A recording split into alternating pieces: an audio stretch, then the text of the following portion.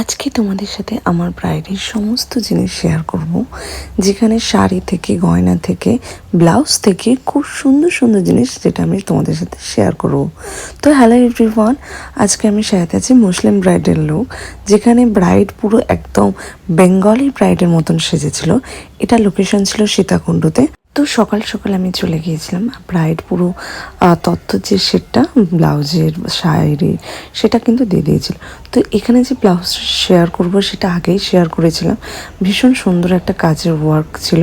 অনেকেই চাও যে ডিজাইনার ব্লাউজ, তো এইরকম ব্লাউজ করতে পারো, ভীষণ সুন্দর। আর তার সাথে ব্রাইড যে ব্যাগটা নিয়েছিল সেই ব্যাগটাও তোমাদের সাথে শেয়ার করলাম। এত সুন্দর একটা স্টোনের ব্যাগ।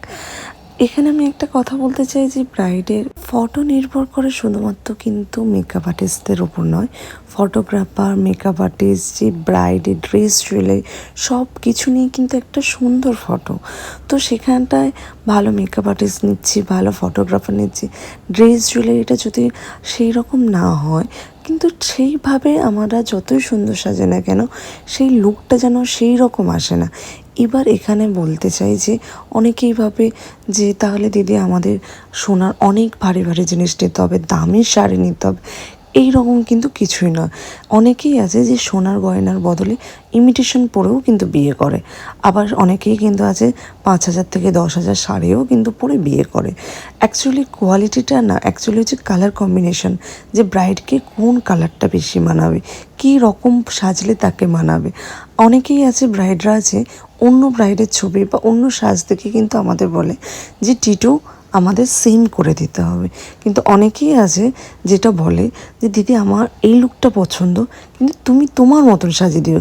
যদি এই লুকটা যায় অবশ্যই সাজিয়ে দিও, যদি এই লুকটা না যায় তাহলে তুমি তোমার মতন করে আমার ফেসে যেটা ভালো লাগে সেইটা করে দিও। প্লাস হচ্ছে ব্রাইডের ড্রেস জুয়েলারি সেগুলো তো রয়েছেই। এবার এখানে যে ব্রাইড আছে সেখানে হচ্ছে খুব সুন্দর ড্রেস নিয়েছিল, জুয়েলারিও সুন্দর ছিল।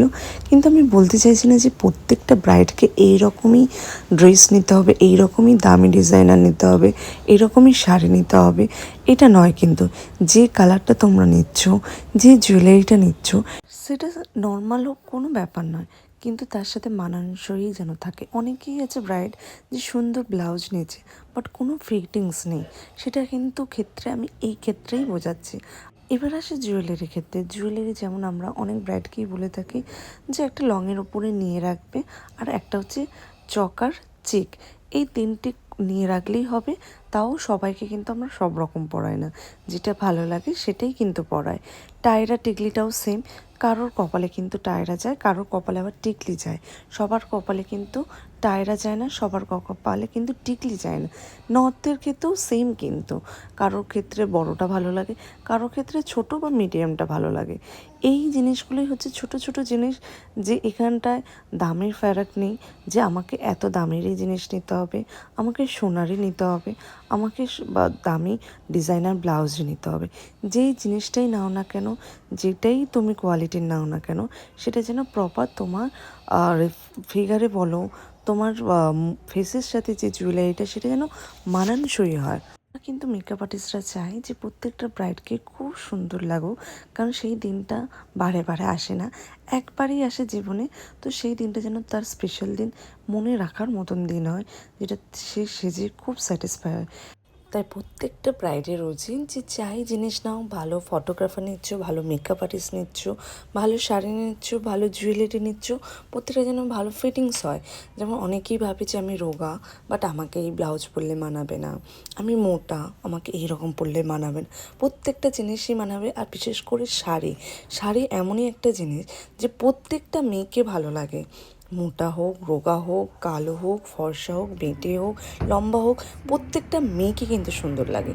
তো সবাই একদম চোখ বন্ধ করে যেই জিনিসটা নেবে, সুন্দর নেবে, যেটা মানানসই হয় সেটাই কিন্তু নেবে।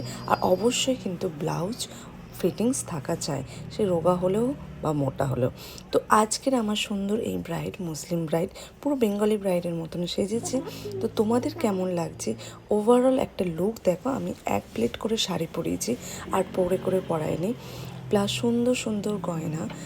ভীষণ মিষ্টি লাগছিল সেই দিন অনুকে। আজকে আমার ব্রাইড ছিল অনু।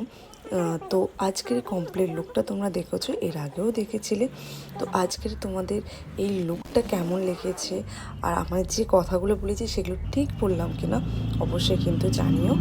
আর ভালো লাগলে অবশ্যই কিন্তু তোমরা একটু লাইক, কমেন্ট অ্যান্ড শেয়ার করে দিও। আর আমার বুকিং নম্বর হচ্ছে 8335037568 এই নাম্বারে। এটা আমার হোয়াটসঅ্যাপ নাম্বার প্লাস হচ্ছে কলিং নাম্বার। আর অবশ্যই কিন্তু জানিও আজকের আমার এই সুন্দর মিষ্টি ব্রাইডকে কেমন লাগছে।